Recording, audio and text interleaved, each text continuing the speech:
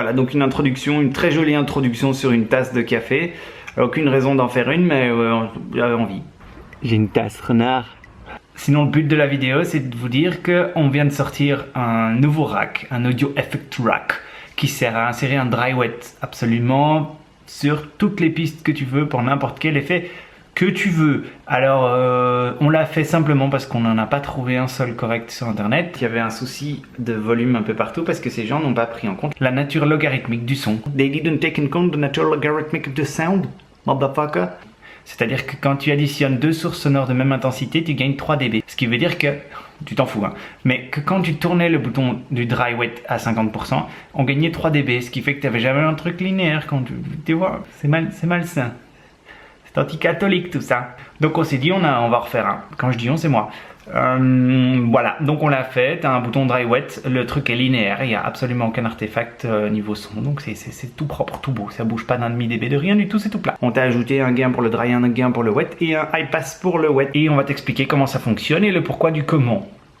Maintenant. Maintenant, bon, c'est maintenant si je veux. Voilà, t'as du bol que je veux le faire maintenant, donc voilà, on va le faire.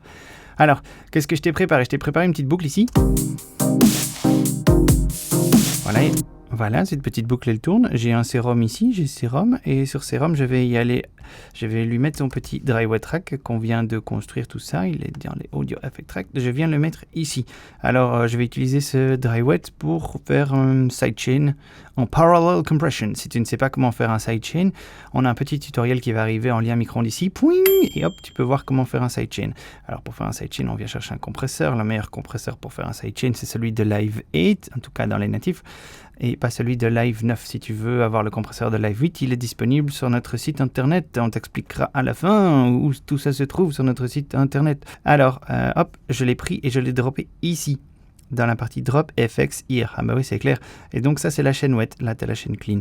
Alors, il vient apparaître ici dans le fond. S'il n'apparaît pas, tu viens cliquer sur ce petit bouton ici qui fait apparaître tes devices. Donc, faire un sidechain, que je répète, si tu ne sais pas comment faire, on a un petit tuto qui t'explique comment faire. On a utilisé un demi.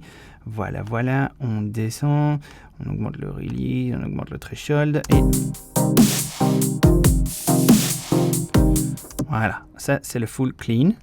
Ici tu viens utiliser ton dry wet, tu te mets à fond sur le wet. Là on est en full wet, on est en full sidechain et ici on va faire une parallel compression. À 50%, 70% plus ou moins, voilà, la moitié du dry et du wet, et c'est comme ça que tu pourrais faire une parallel compression. Tadam! Alors, ça c'est fait. Assez pratique, assez simple. Tu as un high pass ici, si jamais tu voulais mettre une disto par exemple ou une reverb. Oh tiens donc, mais c'est le cas, on l'a fait sur une petite boucle ici sur le côté. Tchic, tchic. Je te mets la petite boucle ici. J'ai une tasse avec un renard. Appelle Internet tout de suite. Je vais appeler Internet. Voilà une super boucle. Alors je viens refaire la même chose. Je viens reprendre mon dry wet effect. Tu le drop ici.